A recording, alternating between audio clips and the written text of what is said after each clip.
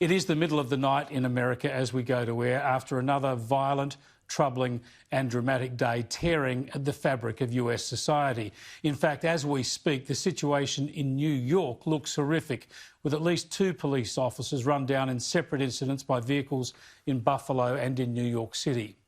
Let's tonight look at some of the events, put some context around them and consider the options confronting politicians and law enforcement officials. I want to start with George Floyd's brother, Terrence, who made a brave, respectful and inspirational visit to the very place his brother was so cruelly killed. Peace on the left! Just on the right! Peace on the left! Just on the right! Peace on the left! Just on the right! That's what I'm talking about. I understand y'all upset.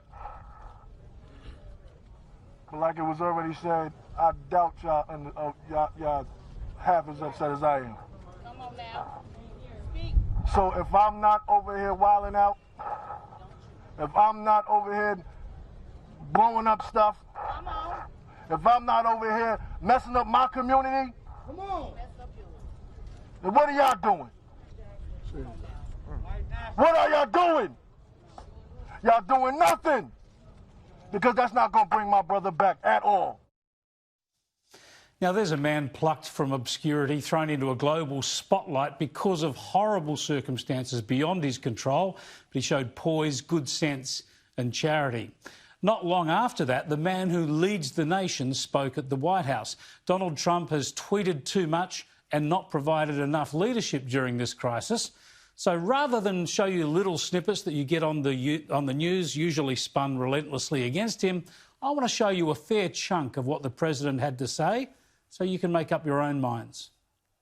All Americans were rightly sickened and revolted by the brutal death of George Floyd. My administration is fully committed that for George and his family, justice will be served. He will not have died in vain.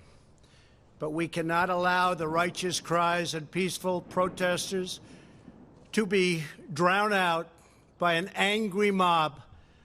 The biggest victims of the rioting are peace-loving citizens in our poorest communities. And as their president, I will fight to keep them safe. I will fight to protect you. I am your president of law and order and an ally of all peaceful protesters. This was important, condemning the killing of George Floyd, committing to justice and supporting peaceful protesters. Trump also walked to the church burned by protesters the previous night, drawing criticism for his efforts. Perhaps the criticism would have been stronger if he didn't go. We'll never know. But importantly, he pledged to restore order and protect citizens. America needs creation, not destruction. Cooperation, not contempt. Security, not anarchy. Healing, not hatred. Justice, not chaos. This is our mission, and we will succeed. 100%, we will succeed. Our country always wins. That is why I am taking immediate presidential action to stop the violence and restore security and safety in America. I am mobilizing all available federal resources, civilian and military, to stop the rioting and looting, to end the destruction and arson, and to protect the rights of law-abiding Americans, including your Second Amendment rights. This is the core of his message now, declaring he's taking control of the situation, but pointedly reaffirming the right of Americans to bear arms. Now, it's important to keep in mind he doesn't control the police forces or the National Guard. The president is demanding that city and state leaders across the country flood their streets with police in a show of force, and he's threatening little-used federal powers to deploy military units if they fail to do so.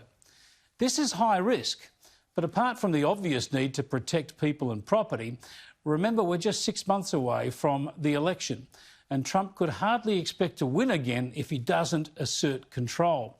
No matter how ordinary his opponent is, The coronavirus has robbed Trump of a strong economy, so he can hardly afford to preside over widespread failures in law and order. America is founded upon the rule of law. It is the foundation of our prosperity, our freedom, and our very way of life. But where there is no law, there is no opportunity. Where there is no justice, there is no liberty. Where there is no safety, there is no future. We must never give in to anger or hatred. If malice or violence reigns, then none of us is free. When the sun rises in the US overnight our time, America's future and Trump's fate rests largely in the hands of mayors and governors in cities and states facing mayhem. Most of those leaders are Democrats, but most of them face the same reality, that restoring and maintaining order and protecting their people is the primary duty on which they'll be judged.